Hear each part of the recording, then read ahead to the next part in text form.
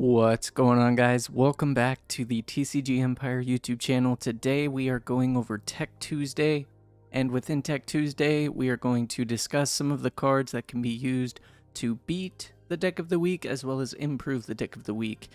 The deck of the week this time around was the Oregon Regionals Championship deck, and that is Arceus VSTAR paired with Giratina VSTAR. So we're going to talk about some cards that you can potentially play in your deck to increase the odds of beating the matchup. Now, we do have a list of cards here, and I will go through one at a time and briefly explain what they're used for. The first card we have is Bibarel. Bibarel is a good card as it has Industrious and Scissors. Once during your turn, you can draw until you have 5 cards in your hand. This is good for turns where the Arceus will play Path to the Peak as well as Judge. Sometimes you just draw 4 bad cards in your hand, and there's the potential where you can play maybe 2 cards, and the Bibarel will actually let you draw until you have 5, so you can potentially see more cards and allow yourself to draw into a counter stadium or things that can remove stadiums. The next card is V-Guard Energy. You can play this in your deck simply because it means that if you are playing something with 280 HP or even 310 HP, it means that the Giratina V cannot one-shot you. Now, if you are playing the mirror match, you can play the V-Guard Energy. That way the Giratina has to have the choice belt in order to one-shot your Giratina. And for things like VMAXs, this is very important, as something like a Regieleki VMAX, for instance, it can't be one shot and your opponent can't take 4 prizes, assuming that they use something like Stone. But either way, V-Guard is a great card as it protects, and as it says, the Pokemon this card is attached to takes 30 less damage from attacks from your opponent's Pokemon V. So this can really work in any deck, but assuming that you want to save yourself and 280 HP is the magic number for you, you can bump yourself technically to 310. Now the next card, Lost Vacuum, it's pretty much a staple at this point, especially with Judge Path decks in format. This means that you can actually use Lost Vacuum in order to get rid of things like Path to the Peak, and you can even use it to get rid of things such as the Choice Belt that could be sitting on a Giratina if your opponent chooses to play it early. The next card is actually Galarian Zapdos V. Now it is counterintuitive because they do run Path to the Peak, but assuming that you are able to get a counter stadium or get rid of really anything that the stadium is affecting, there's a lot of ways. You can actually bench Galarian Zapdos, and with them having only Vs in their deck, you're going to be able to Thunderous Kick for energy reduction, which means that you're going to be hitting for 340 damage for weakness on a Arceus VSTAR, and that is 2 prizes for a 1 to 2 energy attack, which isn't bad, especially considering that with Zapdos your opponent might not be considering that you're playing it. The next card, Radiant Greninja, the same essence as running the V-Guard Energy. It just states that all of your Pokemon take 20 less damage from the attacks from your opponent's V Pokemon.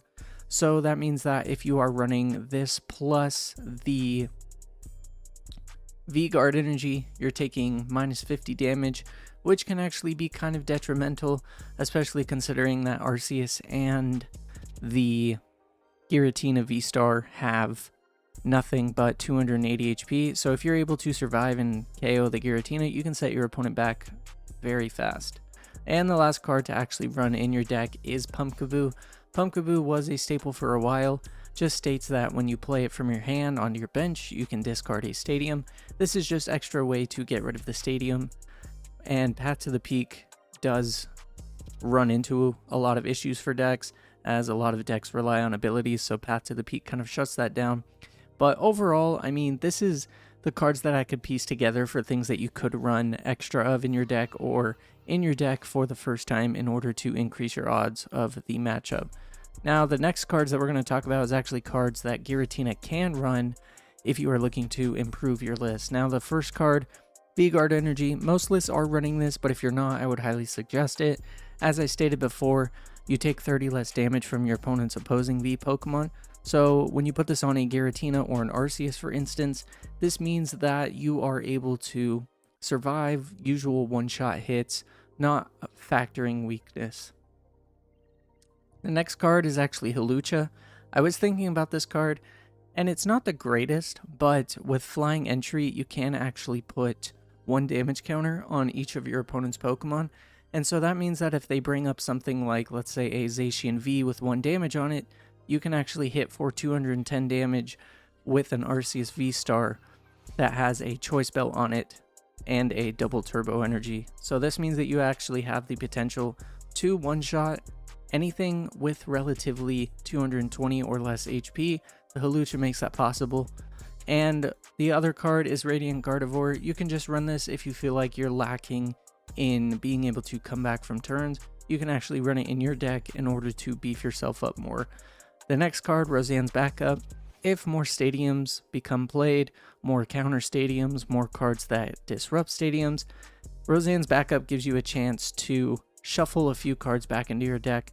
You can shuffle an energy from the discard, you can shuffle a stadium, a tool, as well as a Pokemon. So this means that you can get things back like the Arceus VSTAR, Giratina VSTAR, since you normally run a 2-2 line. And the stadium means that you can, in theory, have a 5th path to the peak. And also being able to shuffle in a tool card means that the next tools that we'll talk about, you can actually discard and have the potential to get them back. Now, the next cards we're going to talk about, they're all in a lump sum, but they're all the gloves that were released. Now, as we saw in the winning list, it does run the cleansing gloves to be able to do 30 more damage to your opponent's active psychic type Pokemon. This does not apply to just EXs or Vs. This just says in general, if your opponent's active is a psychic type, you can get rid of the Pokemon potentially by doing 30 more damage. Now, the rest of the gloves are all just based on their types. We have the psychic type, the steel type, we have fire type, we have dark type, we have grass, fighting, lightning, water, and dragon. So these gloves all work in combination of just being able to add the extra 30 damage, as there's no requirement like Choice Belt, it has a precaution where it needs to be a active V Pokemon. So with these gloves, you can actually hit for the extra 30 damage, and it kind of makes things a little bit easier. I would not recommend running these unless there is something in your area that is actually giving you a really hard time that is not a V. So anything that is really EX heavy or EX meta, a lot of these cards will actually become more played as the format changes due to EXs being more prominent.